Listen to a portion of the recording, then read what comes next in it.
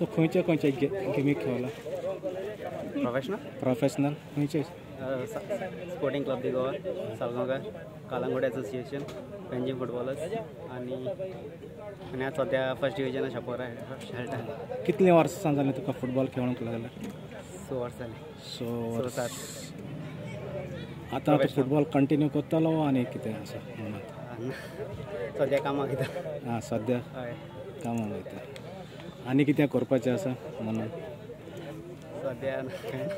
काम आतां म्हणटा तूं आतां लिगेक खेळटा हय मुखार चान्स पडला म्हणटा ISL वचत ISL बी पड जाल्यार वयतलो फुटबॉल कंटिन्यू करतलो कंटिन्यू फुटबॉला बद्दल तुका कितें सांगपा जाय आयचो फुटबॉल कसो चल्लो तो फुटबॉला आनी कितें चेंजीस कितें जावपा जाय फुटबॉलांत आयची गेम आयज गेमी तुमगेल्या गेमीचें सांग तुमकां कितें चेंजीस करपा म्हणजे गोल 2 पयले पडले मारले मागीर तुमचे 2 पडले टिमाच्या मिस्टेक केले आनी मातशें बरें जावपा जाय आसलें डिफेन्स जाता डिफेन्स आमकां गोलूय मेळ्ळे तेय कन्वर्ट जालो जाल्यार आमकां इतलो प्रेशर घेवपाक पडनालो सो ते पयले गोल कन्वर्ट जालोले सवय मेळ्ळो ते जाल्यार बरें जाता